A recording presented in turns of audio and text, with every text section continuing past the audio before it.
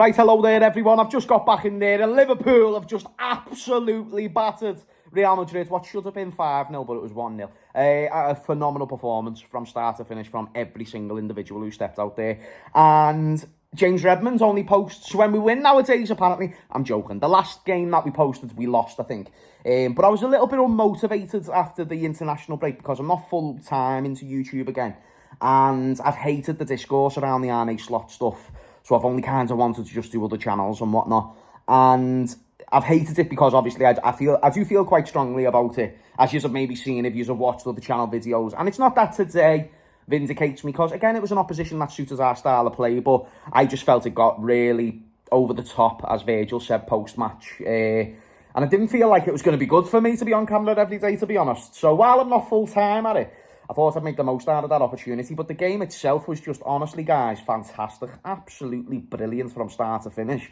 And it was a poetic symphony of 25,000 things coming together to create the most magical night that Anfield not has ever seen. That would be too far. But for a group stage game, it's certainly up there. And the reason why I say this is because everything going into the game was Liverpool fans and Liverpool Football Club being ridiculed for the treatment of Trent Alexander-Arnold as if it's this terrible thing.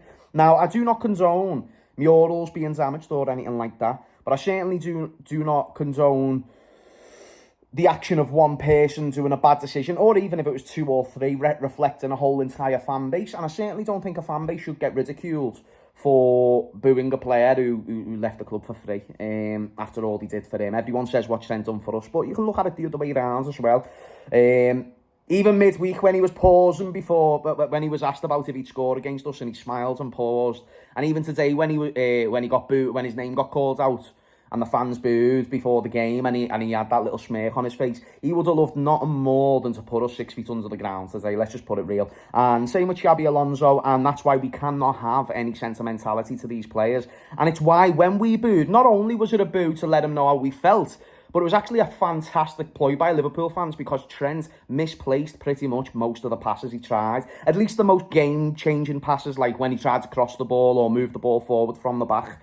But that first half, so professional. Szoboszlai, unbelievable second and first half. But the first half, for me, I thought you'd have to give all the praise to the team as a collective, because I thought we defended from the front, we defended from attacker to centre-back, and that's the difference between today and a lot of other games that we've seen recently.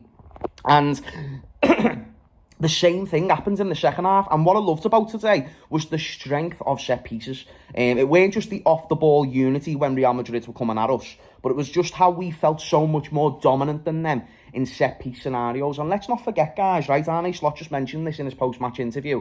This is Real Madrid's best start to a season in 64 years. It's their second best ever start to a season. They have scored 26 goals in the league. Vinicius and Mbappe have contributed to 24 goals combined this season. Not only was the win so impressive, not only was the clean sheet so impressive, it was the way them two had basically nothing on goal. Mbappe had sort of one or two half chances, but I definitely wouldn't say we conceded any sitters to Real Madrid tonight. I'd say their best chance was probably Bellingham, when he took it on the inside of, was it Canate or was it a midfielder? I can't remember. Or no, he took it on the outside and then he was able to get a shot on the inside. But other than that, I thought we were very, very good. And to be honest, it's not even like that was a bad moment. When you face Real Madrid, they're going to have chances. And I was saying this throughout the whole game. It's like, I love how well we're playing, but Real Madrid only needs one. And that's the horrible thing about playing teams like that. And thankfully, it didn't go against us today. I love, do you know what as well, right? And I know I make a big thing about this Arne slot out versus Arne slot in.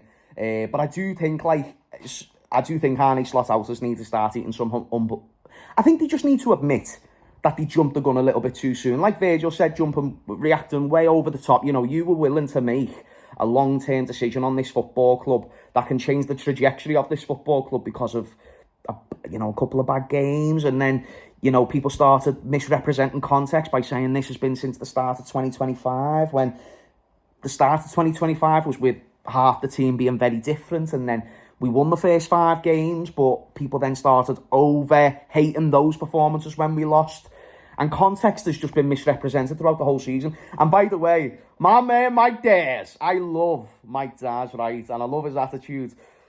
But Mike Dares, you're a fuckface. And let me tell you why Mike Dares is that, right? I just messaged them on WhatsApp. And a couple of weeks ago, last week, me and Mike done a show. And we were saying that what Slot needs to do is basically apply the tactical adaptation to these games and not just stand still the way he has in previous games.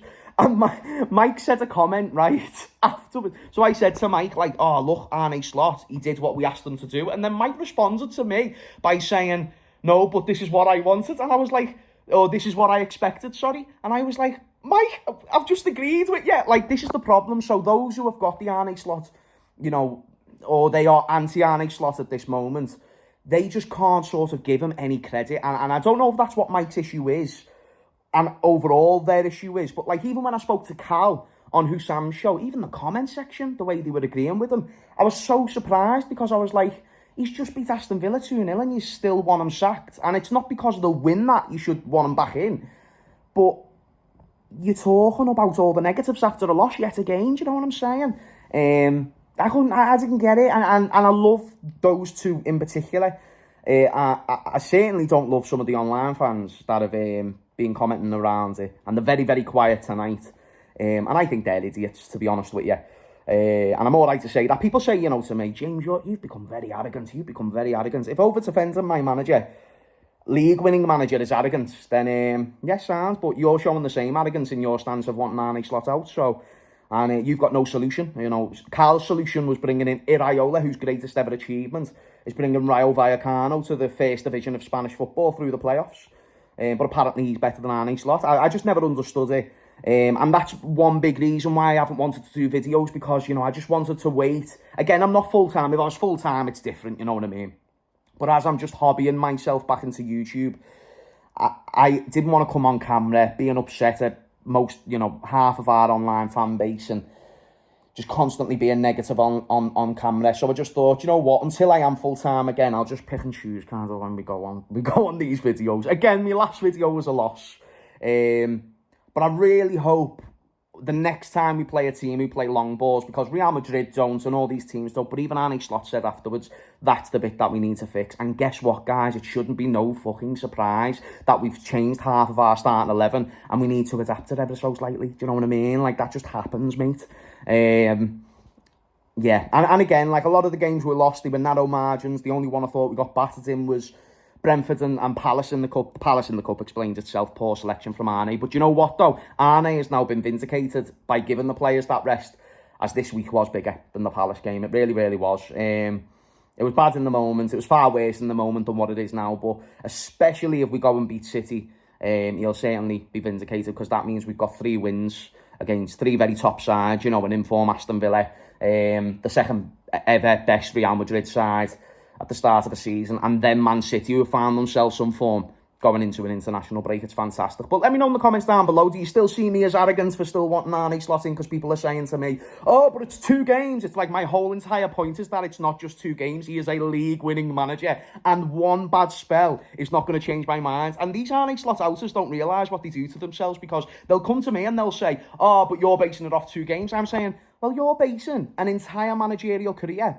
off about 5 games, really. Because, again, they lie and say that it's about since 2025. And I don't even think it's a lie. I think they truly believe it, but they don't realise the stupidity in the comments when you realise half the team was different. And the reason why we were bad at the end of last season is far different to why we're bad at the beginning of this season.